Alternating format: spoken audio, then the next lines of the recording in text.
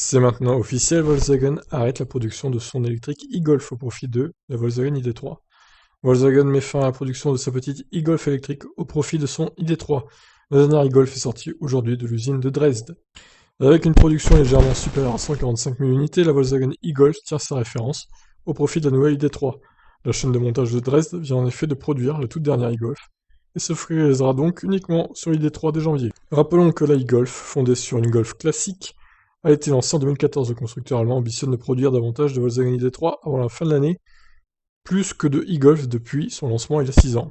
Selon le directeur de l'usine Transparent Factory de Dresde, la fin de l'e-Golf est aussi le début des derniers préparatifs pour ID.3. Dans quelques semaines, nous ouvrirons notre prochain chapitre.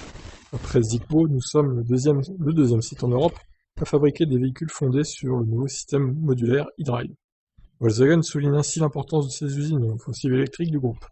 Selon Electrek, Volkswagen aurait déjà vendu un peu plus de 30 000 exemplaires de sa petite ID.3, une voiture 100% électrique. En 2021, Volkswagen va poursuivre sur sa lancée, avec son premier SUV, 100% électrique, l'ID.4. Au total, la marque Volkswagen va investir 11 milliards d'euros dans l'électromobilité d'ici 2024, dans le cadre de sa stratégie Transform 2025+. Ouais, bon bah, la e-Golf, elle a eu une carrière sympathique quand même. 145 000 unités au total de produites. Bon, en France, ça n'a pas très bien marché. Il y a eu deux types de batteries, une 18 kWh et une 35 kWh. Elle aurait peut-être mérité d'avoir une plus grosse batterie, genre 45, 50, pour bien marcher en France. Je pense que c'est ce qui lui manquait à la e-Golf. Et puis niveau tarif, elle était assez salée, hein. J'ai mémoire que c'était à 28-29 000 avant la grosse baisse qu'avait produit Volkswagen en fin de carrière de la voiture, qui était plus qu'à 24 ou 25 000. Ce qui était plus raisonnable, mais ça restait quand même assez élevé par rapport à la concurrence. C'est en Norvège par contre qui apparemment elle a bien marché.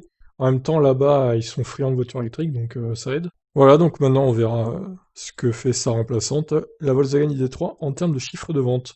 Je vous laisse réagir, qu'est-ce que vous en pensez? Êtes-vous triste de l'arrêt de la e-Golf du coup? Allez, ciao.